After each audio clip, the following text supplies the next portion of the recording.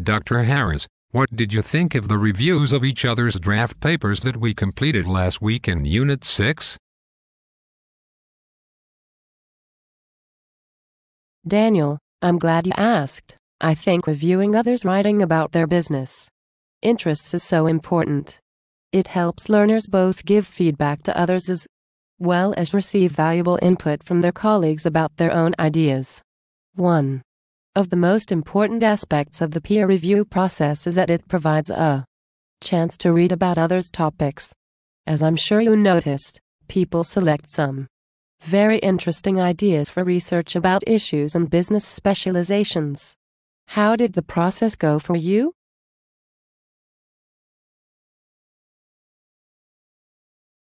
It was really interesting to read others' papers. There were so many good topics. One person wrote about the effects of multiple generations of people working in a business. I hadn't even thought about that. Another person wrote about computer security in organizations. Since that has been in the news so much, it was fascinating to read about current practices. I was a little intimidated at first to provide feedback.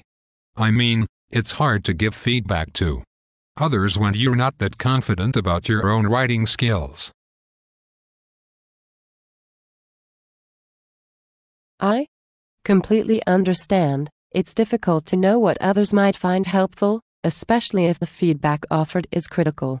That's why it's so important, when requesting feedback, to ask others to comment on several areas of your writing that concern you. This guides readers to offer feedback that will be the most relevant and useful. Dr. H, that's really a good point.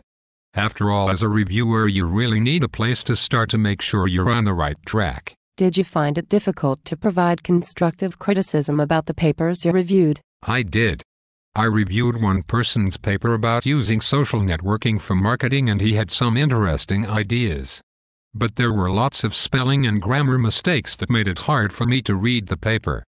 I didn't want to hurt his feelings, but at the same time I wanted him to know how to make his paper better. That's really the key. By providing feedback that is useful, you're helping writers reconsider their content so that their final papers are stronger. I think how one provides feedback is very important. While you want to be honest, you also want to offer your ideas in ways that can be easily understood and accepted. It's important to be tactful and stick to the facts. I felt a little guilty that I didn't make comments directly on others' papers, correcting grammar and spelling mistakes. Did you want us to do that? Actually, no, I didn't. I would rather learners provide summaries of their thoughts and reactions, and then allow those whose papers they reviewed to think about and apply the feedback. That way, reviewers aren't actually correcting mistakes, but rather are allowing the writers to identify areas that they can improve themselves. Plus, rest assured, I provide very detailed feedback to each learner, so it's not necessary that you do that.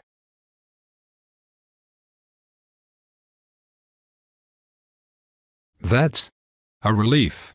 I tried to focus on giving the feedback requested, but still worried how others would react to what I said. The Great Discussions Guidelines document was really helpful to me as I reviewed papers. As you looked over our reviews, how could they have been more effective? That's a great question, and I have a few ideas. Those providing reviews should carefully consider the writer's content and ask questions about the writer's overall focus. For example, when you reviewed that paper about using social networking for marketing purposes, I'll bet you had some questions about the ways it's used and why. Such questions not only deepen your own understanding of others' topics. By asking such questions to the authors, you also help them think about aspects that they may not have considered. It's important that a review address the basics of organizing content so it is clear and flows well for readers. As you know, the draft review checklist document that you Completed includes a list of things to guide your comments so they are thorough and specific.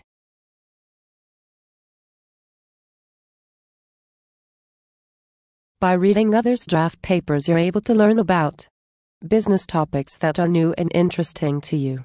Also, by looking at aspects of others' writing, you will better understand ways to give feedback as well as receive and apply their input to your own writing. These are skills we can all use, whether we're in school or at work.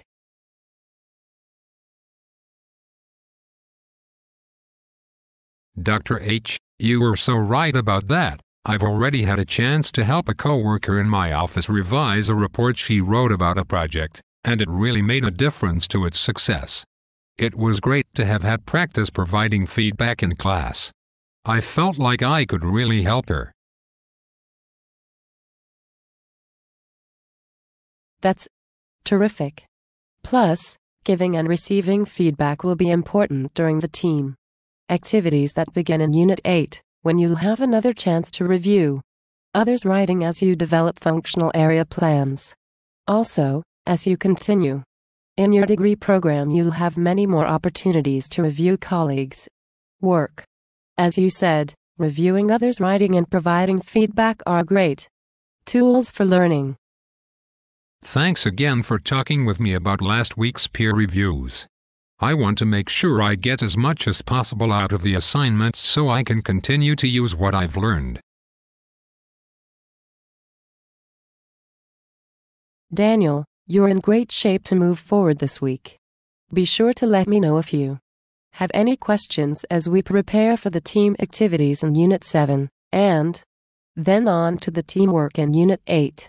The team assignments are a lot of fun. I think you'll really like them. And they provide another opportunity for you to take what you learn in class and apply it at your workplace. That's the Capella way, real learning to use in the real world.